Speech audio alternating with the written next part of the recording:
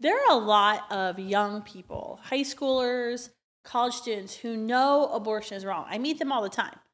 In fact, I would say probably the majority of young people know abortion is wrong. But either consciously or not, many don't really want to do much about it. They kind of leave the heavy lifting to abolishing abortion to adults. That's not the philosophy of my guest here today. Hey, Pro-Life Chat, I'm Kristan Hawkins. Welcome to this new Explicitly Pro-Life podcast episode. Today we're going to get wisdom from America's youngest candidate.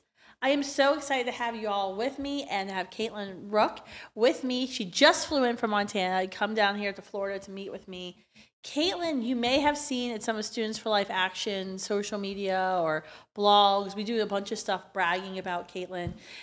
While in high school, Kaitlyn felt moved to start a Students for Life group, received a ton of backlash at school from her peers for doing so. Never phased, she pushed through, assembled an enthusiastic crew of students to change hearts, change minds, participate in events, impact Helena, Montana, which if you're from California, stay out of Montana. We've discussed that before because you wouldn't think Montana is this like very liberal place, but cities like Bozeman, Helena, it's getting very liberal, very pro-abortion, very fast. But Kaitlyn didn't stop her activism there with Students for Life. She's actually one of the youngest people, not only in Montana history, but in American history, to run for office. She won the Republican primary for Montana State Representative in the 84th District of Montana at just 18 years old last spring. This fall, she narrowly lost the general election by 300 votes.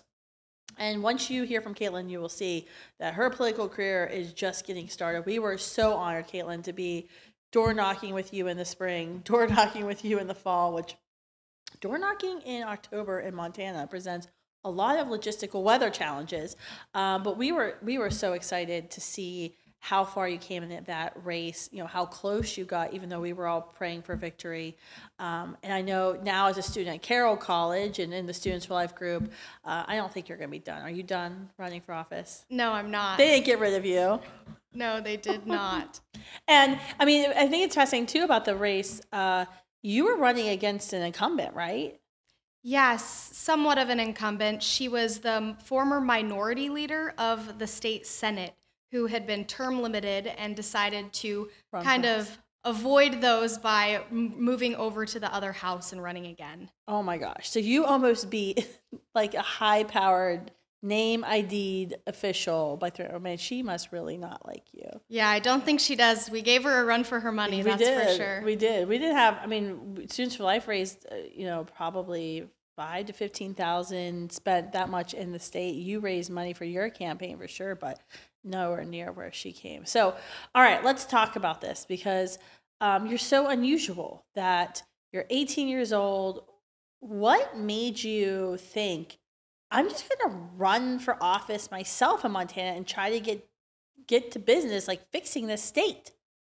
Yeah, that's the $1 million question. People are always like, so many young people just run and hide away from politics. It scares them.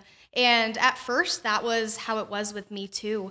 I first got involved kind of in politics in general when I was 16. Okay. I attended a conference and I was like, wow, there are actually other young people out there that have a similar worldview to mine. And that really changed things. And then during the last legislative session in 2021, I testified for the first time in front of the Montana State House when I was 16.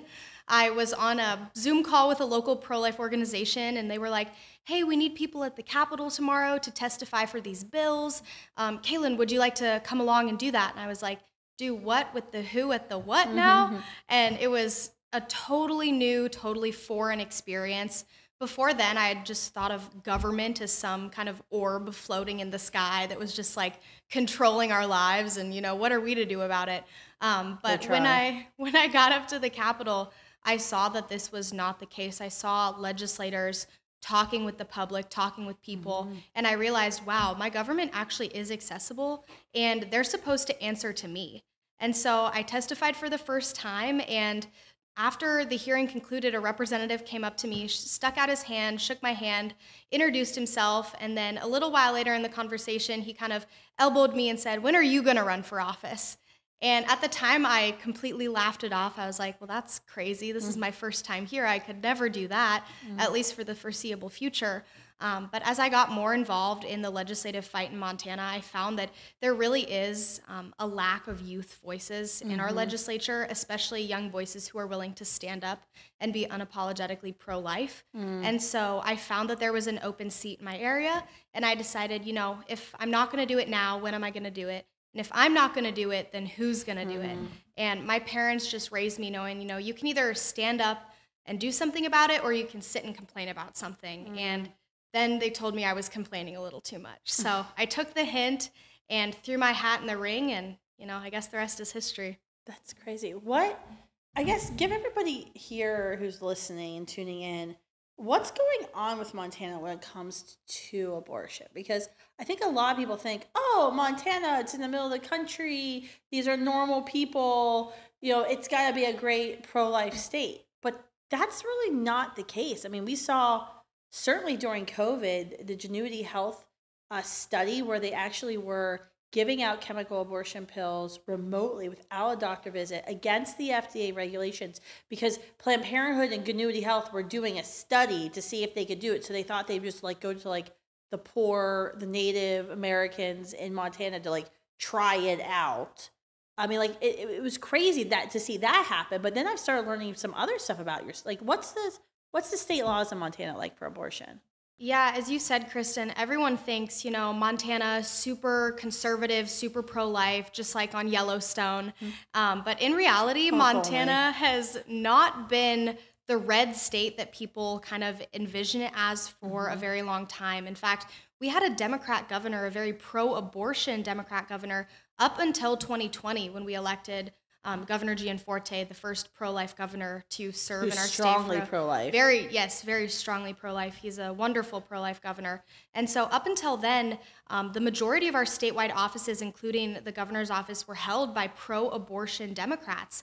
And we had very pro-life majorities in our state house and our state senate that would continually pass good, common sense pro-life legislation, not even radical pro-life legislation. It was just Born Alive Protection Acts or, very slight curtails on abortion, but the governor vetoed them up until the 67th legislative session in 2021 when we were finally able to pass some substantial pro-life legislation.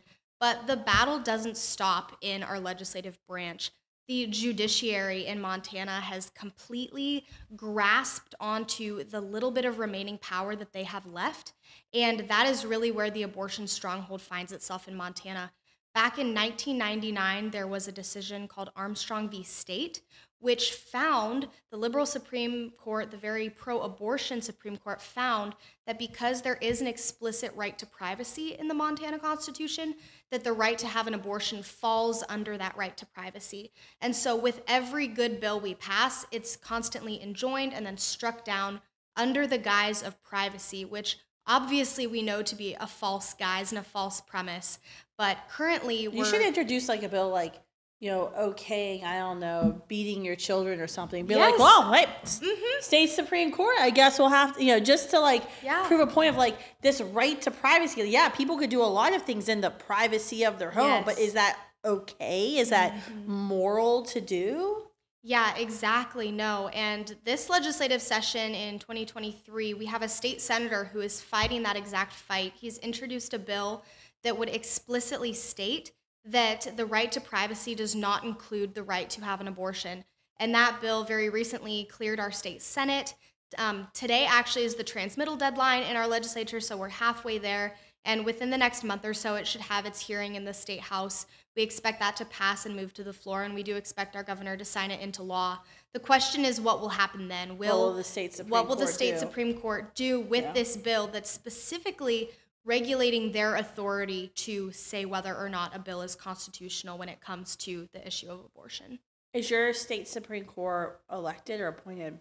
Our state Supreme Court is elected, and those races are nonpartisan. And so people are very unaware of what these judicial candidates stand for. And obviously people love to, have transparency and know a candidate on the ballot, especially when there's the two major parties have very different stances on abortion, and they can know. Yeah, like life or death. Life or death, exactly. And so with the kind of, discrepancy there in the judicial races, it's hard for, especially pro-life judicial candidates to get their message out there in an effective way. So that's definitely where our challenge lies. So what the heck happened to your state this fall? So you and I spent the day, because I was up in, where was I at? Missoula. Also liberal town, crazy. I was speaking for a pregnancy center. We were talking, it was right before the election, and they kind of mentioned the ballot referendum, but then, I think the big story became about Michigan's ballot referendum. But you guys had your own ballot referendum, and what would that have done? Yeah, so the ballot referendum that we had this fall was LR 131, which was the Born Alive Infant Protection Act that we passed in the 2021 legislative session and got put on the Supreme ballot. Court struck down. So then they went back and put it on the ballot to say a baby born accidentally during an abortion procedure deserves medical care, life assistance. Yes, and it went to the ballot. What happened? Yeah, shockingly, Montana rejected a very common sense ballot referendum that would have protected those babies who were born alive after failed abortions. Why?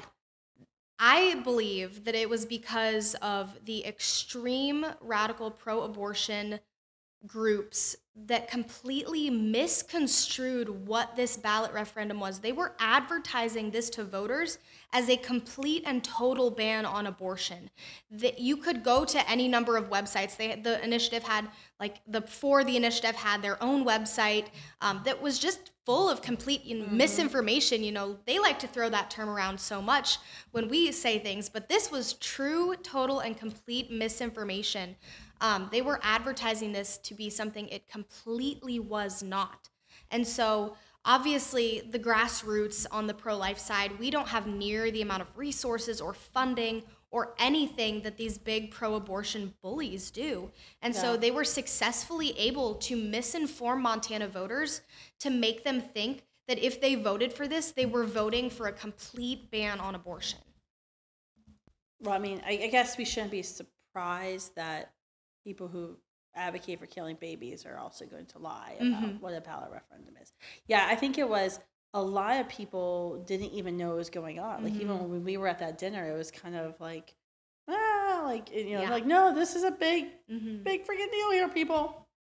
Okay, so we got a little primer on Montana, what's going on. So now it kind of makes sense. Like, we, for sure, if you're pro-life and you have any, desire to serve the public, get in public office in Montana, because there is such, you definitely have a lot of obstacles, but it sounds like there's a lot of growth opportunities there and a lot you can do, especially if this, piece of legislation passes in the state.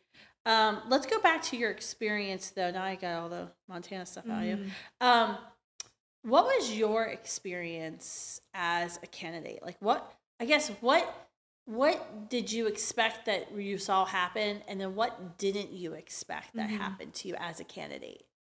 Yeah, at first I was quite scared. Being 17 when I first started knocking on doors and campaigning for myself, I was fully expecting to feel a lot more kind of pushback and people being like, oh, well, you're so young, you're not qualified.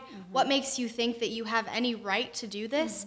But what I found was quite, in fact, the opposite in the majority of cases. When I would knock on a door and somebody would see me, I'd hand them my push card. I'd be like, hi, my name's Kaitlyn. I'm running to be your state representative. What are the issues that matter to you? And some people told me that they've never had a politician come knock on their door and ask them what they, the voter, care about. Which I wasn't, shocked by that, but it did sadden me. I was like, wow, we have all these people in our state house, in our state senate, in the Capitol in Helena, who are serving and supposedly representing these people who they've never even gone and talked to them to see what the actual dining table issues that people are facing are. And I would say another one of the things that I was kind of expecting to happen but didn't was people bringing up more of these like hot button political social issues that really, really affected them. Well, like the majority of people don't gather around and talk about abortion every day. Yeah, I mean, that's crazy More for odd. us to think about. But most people would just be like, yeah, gas, property Inflation, taxes, all of that kind of stuff. And I was like, wait, these are actual real problems that real people are facing.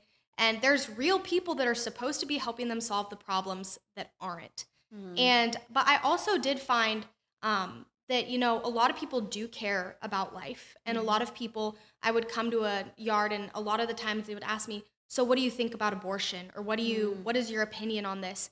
And I would say, you know, there's some candidates that like to shy away from the issue. They like to be like, oh, well, I guess that I'm pro-life, but, you know, I think that, you know, maybe that's a little extreme. So, you know, maybe I won't be, you know, maybe I'm not pro-life. But no, I was 100% pro-life with every door that I knocked on that wanted to know what my stance on the abortion issue was. And I found that there are a lot of strong pro-life voices in Montana who are like, yes, I'm going to vote for you because you're pro-life.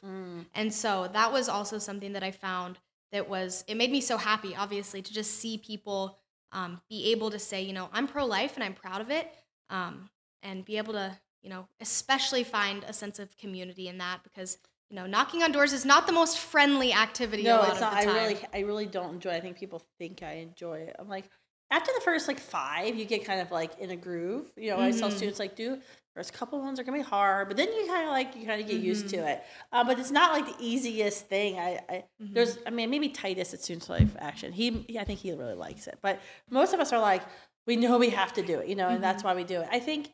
Did you have any altercations where like you're having a conversation with somebody and they found out you're pro-life and they were like really nasty to you? Because I have certainly had those situations. Yes, I do have. Well, I think it's a funny story. I might not have thought it was funny when it was happening, but I knock on this door and nobody answers. And so I go and I put my door hanger on the door. I turn around and I start to walk off the porch. I'm with one of my close friends. And I hear the door open behind me, and so I turn around, and this woman steps out of her door, and she goes, "Excuse me, can I help you?" And so I was like, "Oh, I'm sorry for interrupting, ma'am. My name's Kaitlyn. I'm running to be your state representative, and I'm just out here talking to voters and seeing what they care about." And she takes my door hanger off the door, looks it over, looks back up at me, and she goes, "Well, what are you going to do about women's rights?" And I was like, "Oh, well, I'd love to hear more about what you think and, you know, what you care about. Could you elaborate a little bit more?" And she goes, "Oh, I think you know exactly what I mean. I have my body and you have your body. And no one can tell me what to do with mine, and no one can tell you what to do with yours." And so I look back up at her and I say, "Well, ma'am, I'm pro-life, so I guess we'd have to agree to disagree on that." And she just starts, you know, wagging her finger in my face and shouting at me. How old was she? She was probably in her 60s or her 70s. I was going to say, she's an old lady. And she starts shouting at me, "Shame on you, shame on you." And so I'm just trying to get away. Your pink pussy hat on too. She didn't, but she would have. And so I start backing away from her, and at this point I'm almost falling off of her porch. And I'm like, "Ma'am, have a good day. I'm going to leave now." And then to top it all off, she goes, "Did you just tell me to have a good day?" And I'm like, I walked away, but I was like, I talked to my friend after. I was like, "What? Did she want me to tell her to have like a really bad day? Like, what did she want me to say?"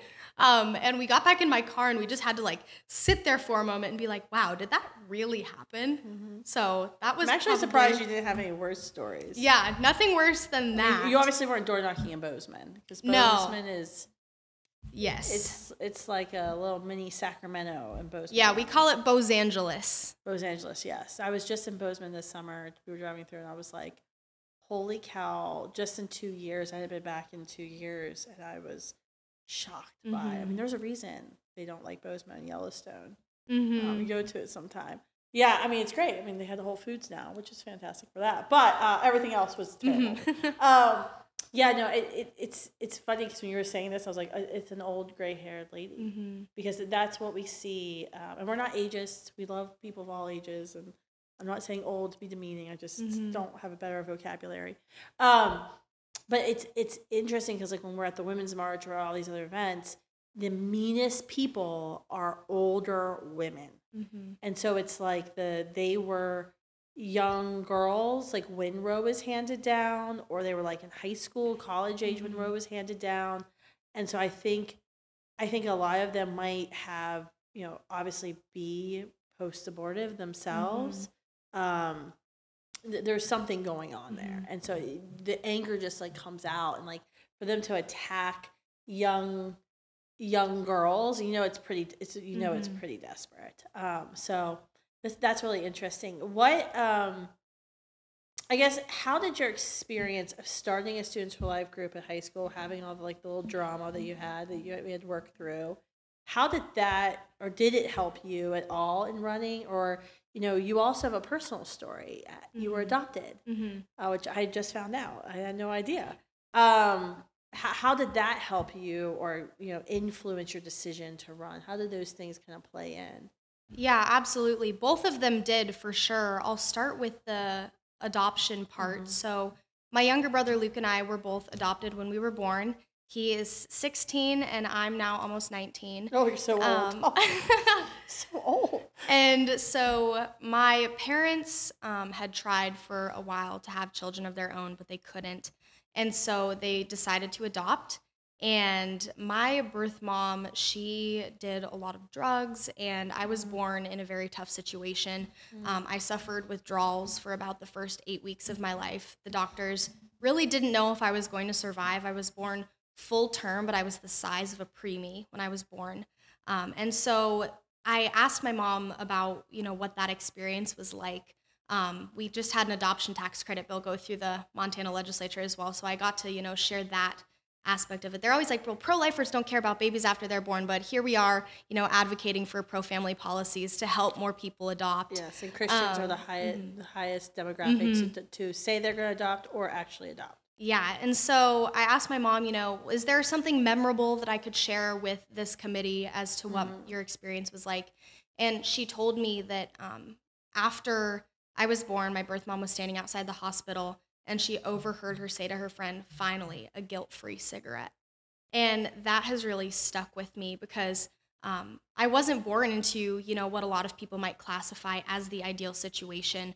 But now I know that didn't determine my value as a human being. That didn't determine the amount of success I can have in my life. That didn't determine what my future had to be like. And so that personally very much motivates me to stand for life, because I know that there are so many other children out there in situations like the one that I came from, and they deserve that chance to, live a prosperous life as well.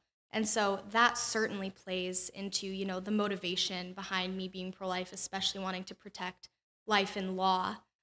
And then when it comes to starting a Students for Life group in high school, I think the number one thing that taught me was perseverance and grit, because when I first tried to start this group, I, made a post on my Instagram, I think it was, or Snapchat maybe, trying to recruit some other people to get involved. And I put my phone down. Growing up, I was an avid ballet dancer, so I went to the studio for probably 4 hours that afternoon, and I came back and I picked up my phone, and my phone had blown up.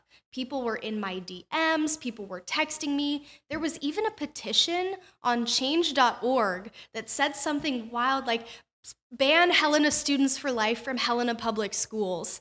And I was like, damn, they move fast. They do. And I was like, wait a minute, I haven't even started this group and they're already trying to ban me? What is happening? Oh my gosh. And so I got home, and this was probably the first time I'd ever experienced so much just hate and resentment and pushback. And I remember sitting in my bedroom, just like looking at all of these comments and messages and being like, what am I going to do? And there were tears, and I was just like, Mom, I don't know why everyone hates me so much. Like, what is gonna happen? And I just remember her telling me, Kaitlyn, if you're gonna go down this road, you have to learn to be able to deal with stuff like this. And so in that, literally. And so in that moment, I made the decision, I'm not going to let them stop me, because if I do, then I'm doing their job for them, and I'm giving them exactly what they want. And so I decided I was going to push on and continue. And I'm glad I did, because we got a good core group of young pro-lifers in Helena, Montana. And later that spring, we actually hosted an event with U.S. Senator Steve Daines, who's the founder of the Senate Pro-Life Caucus, and a variety of other speakers, including Alex Clark, who gave a wonderful... You invited me. I still feel bad. It's okay. It's okay. It was a lovely event. It was. We had over 500 people stuffed into a barn. I saw Senator Daines. He's like, yeah, I'm going to Helena to speak to some of your students. I was like, you're going to that? And I didn't even go. I felt so bad. No, but we had that event, and then I got involved, legislatively, and especially when it came to the campaign. Obviously, there's some adults in the political world, especially on Facebook, you'll find them on Facebook a lot, who like to act like those high schoolers when it comes to politics and just trying to put others down.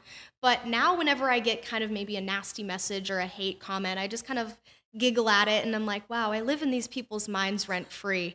And so going through that experience in high school certainly set me up well to be able to, take that with a grain of salt. I guess I get these comments all the time. I get like fat comments, ugly comments, whatever. The very pro-diversity, pro-body positivity left crowd really hates bigger conservative people. It's really quite interesting. But it doesn't really I don't know, it doesn't really bother me. I guess the comments that bother me the most would be like when somebody like says something like, oh, rape my daughter or something like that. That makes me very angry.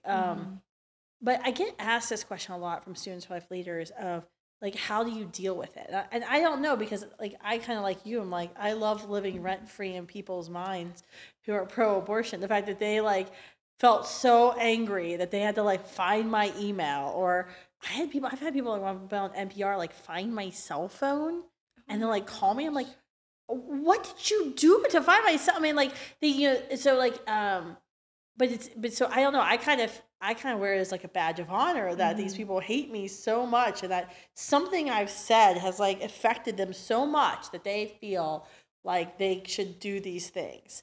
But I think it really hurts. I think a lot of younger pro-lifers, when you first kind of get started, it does hurt. Like I remember starting my pro-life group in high school, and there were rumors that there was like this crazy rumor who this woman who's lovely now to me, but wasn't very lovely to me in high school. But I remember she made this crazy rumor, and it's like almost too weird to even say it out loud. But the rumor was like, I was like asking my boyfriend to like save sperm, like because anytime anyone ejaculated, they were killing babies. And so like I had like a freezer full of sperm or something. I remember I can't even get through it. It's so crazy. But I remember being so upset by that people thought I had like a freezer of like sperm. Like what was I going to do with sperm? But it was crazy stuff. And I remember it bothering me. And then like in college, starting my pro-life group, and then my roommates hating me for it. But then I just started having fun with it. Like, oh, you don't like my pro-life group? I'll just post pictures of children who've been aborted on my dorm walls, and then you'll stay away from me for sure. I'm so bad. But how did you kind of get to that realization? Like, hey, I'm not going to be bothered by these negative comments, because I think a lot of our, especially teen students for life groups, I mean, people try to dox them, the bullying from administrators, parents, and fellow teachers. Like, what's your best advice to somebody who's put themselves out there, starting a pro-life group, getting involved, and they're just getting hate comments? Yeah, absolutely. I wish that I would have had someone be able to give me advice when I was going through that, because it really can be overwhelming. And you learn to laugh it off, but at first it really can hurt, and you really can feel like everyone in the whole world is turning against you, and you are the only person who thinks what you think and is standing up for what you're standing up for. But as you continue to do that, you will find that it gives others the courage to stand up alongside you. And you have so many people in your corner that you don't even know are there supporting you and praying for you and wanting you to continue standing up for what you believe. And so my best advice would be, find those core people in your life who do support what you're doing. And as you continue to lean on their support, you will find that there are so many other people who you can give that same support to. And pretty soon you'll have a pretty impeccable group of people willing to stand up for life. And then you can eventually one day just kind of laugh those rude comments off. I know that probably the thing that I was the most excited for during my campaign was when the Montana Democratic Party came out with this hilarious graphic of me and called me a GOP radical abortion extremist and wanted me, they were posting it everywhere, and it had a picture of me speaking at this pro-life event, being looking all smiley and happy, and then underneath it was meet Kaitlyn Ruch, the author of the Montana GOP platform, pro-life language, and which it was, you did do. I did. I forgot to mention yes, that. I she did. literally wrote the pro-life platform in the Republican plank in Montana. But keep going. Yeah. So when they posted that, I get a call from someone who is a state representative, and he was like, "Oh, Kaitlyn, you've got to, I don't know, this is really bad. I don't know if you want to see what they post." I'm like, "No, send it to me right now. I want to see what they made." And fundraise off of that. Send it to all your supporters. Yes, no, but it was the most hysterical thing. I'm like, they think this is going to bother me?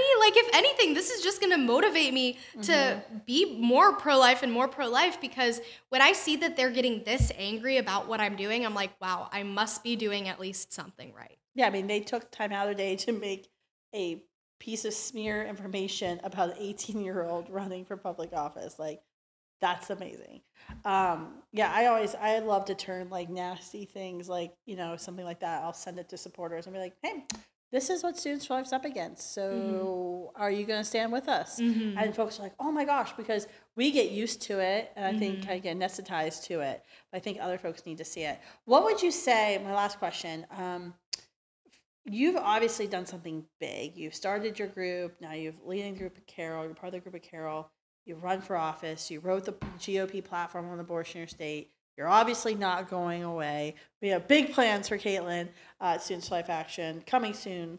But what would be your advice to people your age who kind of say, "I'm totally pro-life, but I just don't know if I feel cut out to do something that big"?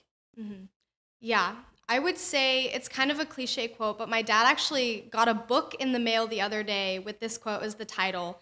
And it's, "If your dreams don't scare you, they're not big enough." And I think that there is so much truth in that, because you shouldn't feel qualified for everything that you do in your life, or you're not doing enough.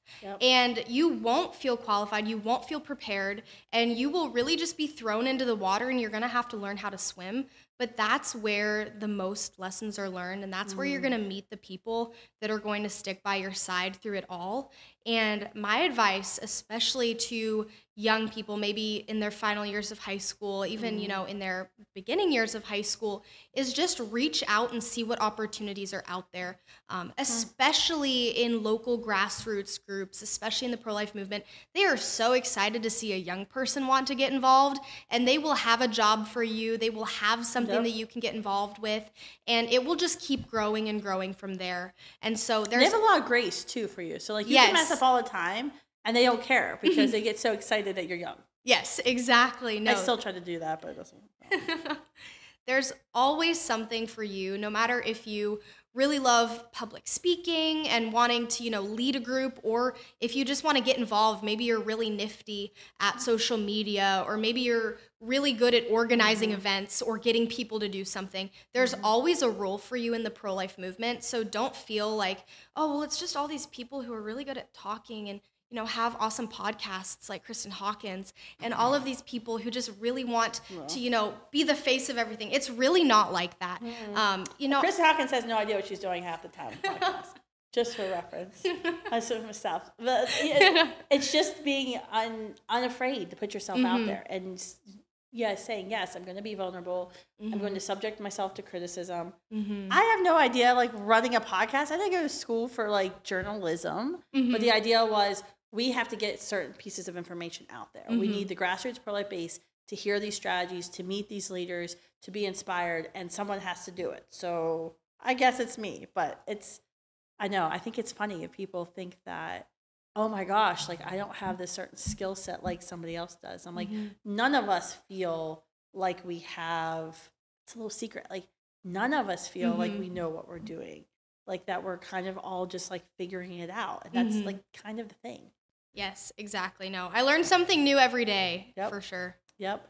And you fail a lot. Like it's called failing forward for a reason. You know, you got to fail, you learn from it, and you're going to do something better the next time. And the more failures you have, the better you're going to be. And so it's actually important to fail because you learn more from your failures than you do your success. And I think, but the key is putting yourself out there like you have done. And I think that's what's so inspiring, Kaitlyn, about your story is that you've put yourself out there. And it's hard, and you're going to mess up, and you're going to learn from the mistakes, and then people watch you mess up, but you doing that is going to inspire so many more people. I'm sure it's inspired already some of the state legislators to like, oh my gosh, I better up my game, or she's coming from my seat, or she's going to inspire a whole army of students to come from my seat. And certainly I'm sure the person who won by only 300 votes in your district is probably watching her back for the future. Yeah, well, she better be. Oh, so I love her. All right, Kaitlyn, how can folks like follow your story, your journey, what you're going to be doing next? I mean, obviously, Students for Life Action will be talking about it over and over again, but where can folks stay up to date with you? Yeah, absolutely. So my Instagram is at Kaitlyn.Ruch. That's R-U-C-H. And R-U-C-H. I know I say it wrong, but I know. It's pronounced like the chess piece, spelled a little bit funkier. Yep. And then if you also want to get a little bit more in-depth look into what the life that I had on my campaign trail was like, on Snapchat, if you look up the series Run for Office, you'll be able to get an in-depth look at about 8 candidates across the country, Generation Z candidates. I think I'm episode 5 or something. Yeah, she's like a whole episode. And then the finale will have the last part of the general election. So go watch that. It was super fun. Also kind of annoying to have cameras in your face all day, but it turned out really cool. Yeah. So go watch that and feel free to reach out, get in contact. I'd love to talk with you guys. Yeah, I mean, she's going to be like a U.S. Senator or president one day, so you better like start following her now and start slipping her some campaign donations in now. So thank you all for tuning in. Thanks, Kaitlyn, for joining us here in Florida. I know it was a hard ask to come down to Florida in March, but we are so excited to have you here in Florida with us for this activism this weekend. Thank you all for tuning in to this special episode of Explicitly Pro-Life. Be a Kaitlyn, and then you can come on my podcast and tell me how awesome you are too. Thanks, everyone.